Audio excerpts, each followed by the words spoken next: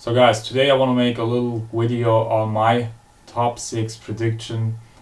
But before I start my top 6 prediction, I want to tell you 2 or 3 things. The first thing is this will be a second part video because the first video, so this video will be the video where I talk about top 6 prediction and possible athletes that could slide into the top 6. And I will make another video where I talk about the top 10 and of course again possible athletes that likely will not make the top 10 but could slide into that top 10. So stay tuned. But the second and more important thing I want to tell you is that I don't think that much about these predictions. Some guys even made predictions 3 months ago, 4 months ago. And the thing is, even when you do it 1 week ago, the thing is that the last performance you see of some of those athletes is so old that you only can speculate. So the last performance of the Mr. Olympia, Phil Heath, is the last year's Mr. Olympia. But this is only, the performance he showed on 2 days. Maybe if the contest would be a week later, he would, had his conditioning more under control. But of course, it's a, time game in bodybuilding, and the contest is important. The performance they showed there, but all the other top athletes too, they are not that much competing. The good thing is that you now have a point system at the IFBB where you have to compete several times through the year to qualify for the Olympia. Okay, so that's not bad. But still, when you look at Kevin Levrone, for example, you have a guy that the last time competed 13 years ago at the 2003 Mr. Olympia or the GNC show of strength. I don't know if the Olympia was first or the GNC show was first, but 13 years ago is 13 years ago. So you have to speculate. So I waited to make this video because I didn't want to make this video. Now I will make another prediction of the whole top 10, maybe the whole 15 placements, the top 6 of course, after I will see the performance of the athlete of this year's Mr. Olympia after Friday's prejudging. So the video I will do after Friday's prejudging will be much more accurate. But let's start, of course. Probably looking for this video for 3 minutes and I didn't even start, so sorry for that. I have made notes on my cell phone and I will read it out.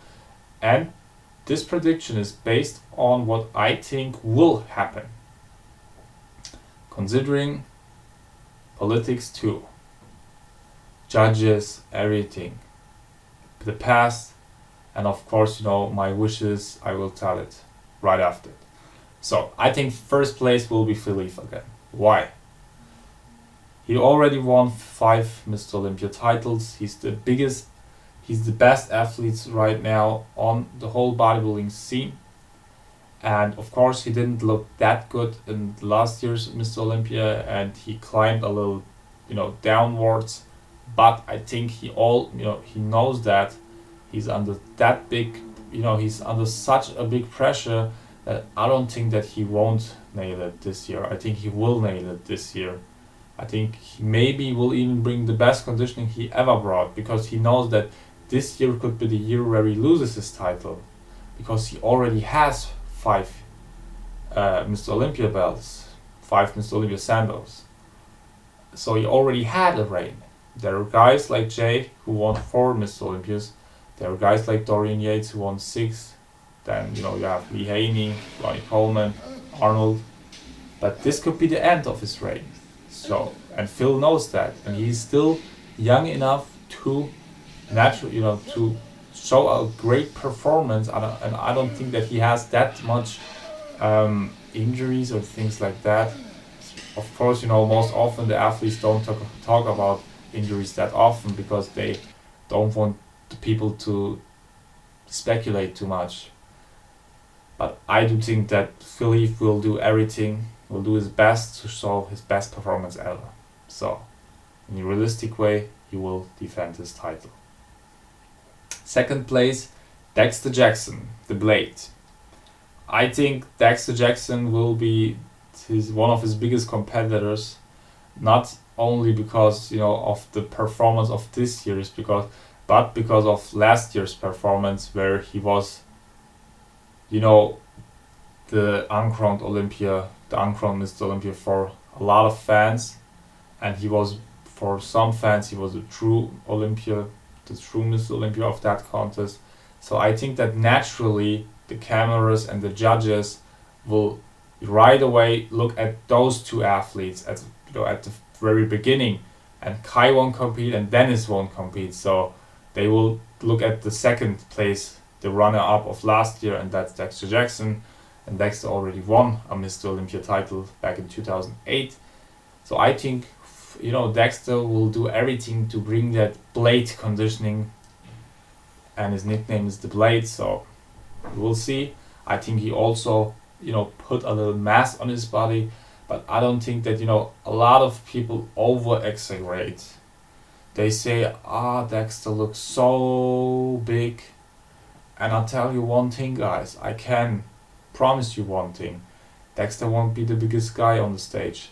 And the Mr. Olympia won't be the biggest, the current Mr. Olympia won't be the biggest guy on stage. Big Ramy will be the biggest guy on stage. So don't even speculate about that. Dexter put some size on, but he was never known for his mass. And that was never, why he won a contest or so. So, third place. Okay, this is very interesting for probably most of the guys, because my third place is Kevin Levrone.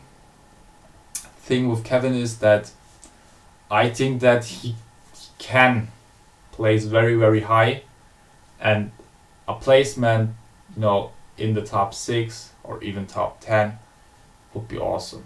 I don't expect any more. If he would nail a great conditioning and do his best and look his best at his age and being retired for 13 years, not competing for 13 years, being 52 years old. It's not the same like it was when he was, 30, or like back then in the early 90s, in 1992. He had some torn triceps, he had some chest, issues after 92. So, but he was a runner-up another 3 times after that chest, injury. But I think that he will look better than a lot of people expected him to look, because a lot of people expected him to look like shit. That's the thing. A top 3, okay, that's a little speculative too, it's true. But, in my heart, the best scenario for me would be the first place for Kevin Levrone. I'll tell you the honest opinion of mine. That would be the best scenario for me. First place for Kevin Levrone. First place, Maryland Muscle Machine Kevin Levrone. I'll tell you how it is. But I didn't want to speculate too much. The last performance I saw of him was 13 years ago. But after prejudging, I will make the next video where I hopefully say a better thing. We will see, guys. But, don't expect, don't hate on him when he's not the Mr. Olympia of this year, or when he's not top 3 or top 6. Be realistic. Be a human being. Look at what he's already achieved. Have respect. Fourth place, Sean Roden. Sean Roden is known for his aesthetics. He's also known for his body type being a body like flexed Wheeler, so that helped him a lot. Being compared a lot of times to Flex Wheeler, the uncrowned Mr. Olympia of the 90s, uncrowned Mr. Olympia like Kevin was, uncrowned Mr. Olympia like Sean Ray was.